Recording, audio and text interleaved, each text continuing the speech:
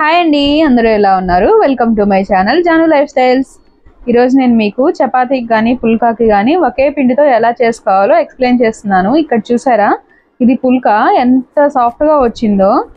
చూసారా, లేయర్ లేయర్గా వచ్చింది. మనం ఏం లేయర్ చపాతీ చేయకపోయినా ఇట్లా లేయర్ లేయర్గా సాఫ్ట్గా వచ్చింది. ఇది ఆయిల్ వేస్ట్ చేశాను చపాతీ. ఇది చూసారా, ఎక్కడ కూడా క్రాక్సే రాకుండా ఎంత మెత్తగా సాఫ్ట్గా ఉందో. అలా 2 ఫింగర్స్తో తునిగిపోయేలా అంత మెత్తగా వచ్చింది. రెసిపీని షేర్ చేసేస్తానండి. ఈ స్పూన్ నాకు మెజర్ అనమాట. నేను 2 స్పూన్స్ పిండిగా వేస్తే ఒక చపాతీ వస్తుంది. అలాగా పిండి మొత్తాన్ని యాడ్ చేసుకున్నాను. అలాగే కొంచెం సాల్ట్ వేసి బాగా మిక్స్ చేస్తున్నాను. అలా మొత్తం బాగా మిక్స్ చేసుకున్న తర్వాత వాటర్ యాడ్ చేస్తున్నాను.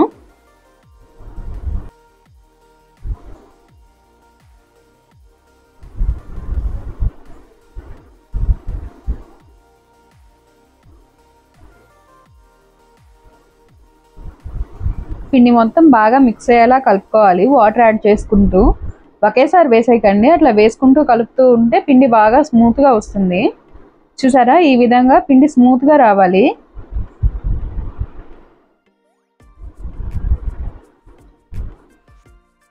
స్మూత్ అయిన తర్వాత కొంచెం ఆయిల్ యాడ్ చేస్తున్నాను.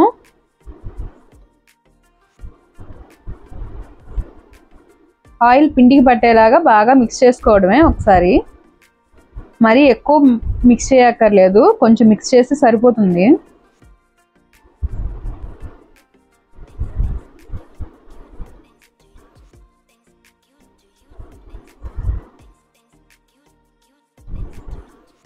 బాగా మిక్స్ అయిపోయింది. ఇప్పుడు మనం ఏం పిండికి రెస్ట్ ఇవ్వక్కర్లేదు, డైరెక్ట్ చపాతీ కానీ పుల్కా కానీ చేసేసుకోవడమే. ఇదే పిండితో పూరి కూడా చేసేసుకోవచ్చు. వాటికి మళ్ళీ సపరేట్గా ఏమక్కర్లేదు. ఒకే పిండితో మనకి పూరి కానీ చపాతీ కానీ లేకపోతే పుల్కా కానీ బటర్ నాన్ కానీ ఏదైనా చేసుకోవచ్చు. ఇట్లా రోల్ చేసుకొని ఈవెన్గా రావడానికి నేను కత్తితో కట్ చేస్తున్నాను.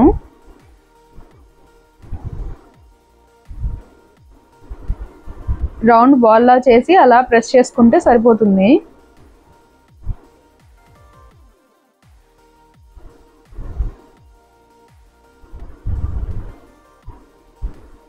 పిండి చూసారా ఎంత స్మూత్గా ఉందో. అలా నొక్కుతూ ఉంటేనే చపాతీ అయిపోతుంది. మళ్ళీ సపరేట్గా ఏం కర్రతో చేయనక్కర్లేకుండా అవుతుంది. అంత స్మూత్గా అయిపోయింది పిండి.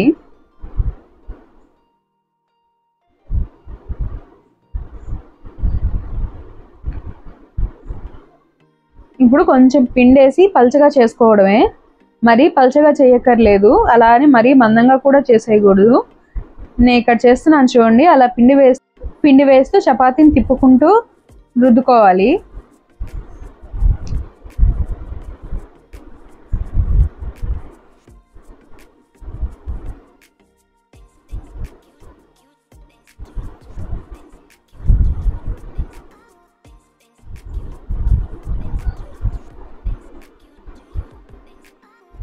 చూసారా, ఈ మాత్రం మందం ఉంటే సరిపోతుంది.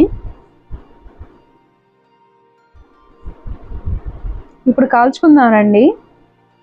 ముందుగా స్టవ్ ఆన్ చేసి పెనం పెట్టేస్తున్నాను. పెనం హీట్ ఎక్కింది. ఇప్పుడు చపాతీ యాడ్ చేసేస్తున్నాను. చపాతీ వేసి అటు ఇటు ఒకసారి తిప్పుకోవాలి. లైట్గా చిన్న చిన్న బబుల్స్ వస్తున్నాయి కదా, ఇప్పుడు డైరెక్ట్ తీసి పొయ్యి మీద పెట్టేయడమే.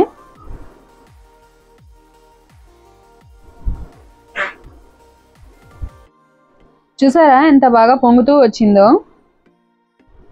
ఇప్పుడు ఇంకొక సైడ్ కూడా ఫ్లిప్ చేసుకొని కాల్చుకుందాం ఒకసారి.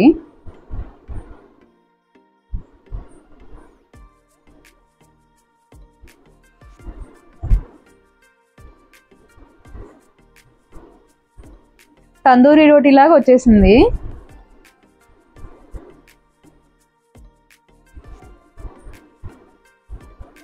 ఇప్పుడు చపాతీ చేసుకుందాము. చపాతీ వేసాను, దాని మీద కొంచెం ఆయిల్ స్ప్రెడ్ చేస్తున్నాను. మరీ ఎక్కువ అక్కర్లేదు, ఒక 2 డ్రాప్స్ వేసి స్ప్రెడ్ చేస్తే సరిపోతుంది. ఇంకొక సైడ్ ఫ్లిప్ చేసుకొని ఇంకొద్దిగా ఆయిల్ అప్లై చేస్తున్నాను.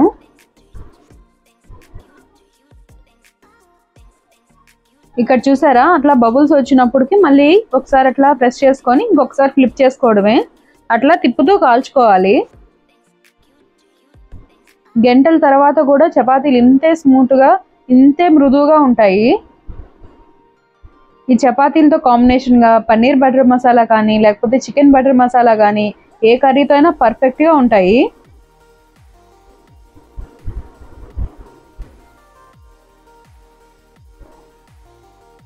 నేను ఈ చపాతీలని పుల్కాల్ని పన్నీర్ బటర్ మసాలాతో ఇచ్చాను.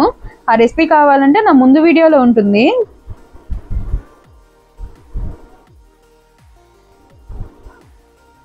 రెండు వైపులా కాలిపోయినాయి.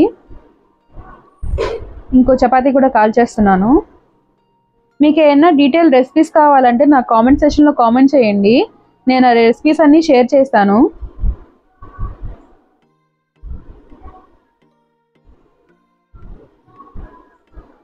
అలా బయట వర్షం పడుతుంటే లోపల వేడి వేడి చపాతీ విత్ పన్నీర్ బటర్ మసాలా ఎంత టేస్టీగా ఉండిందో.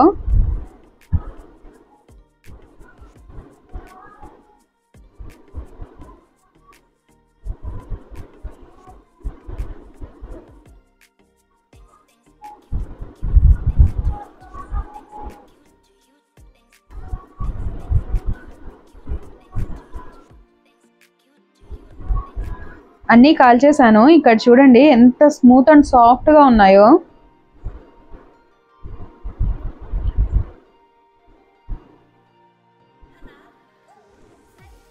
నేను ఫస్ట్ కాల్చిన పుల్కా లాస్ట్ ఒక 15 మినిట్స్ పట్టింది చపాతీలన్నీ కాల్చేసరికే. కానీ అప్పటికి కూడా ఎంత స్మూత్గా ఉందో చూడండి. ఇది చపాతీ చూసారా ఎంత ఫ్లఫీగా ఎంత సాఫ్ట్గా వచ్చిందో. అలా 2 ఫింగర్స్తో తుంచినా తునిగిపోయేంత సాఫ్ట్గా వచ్చింది.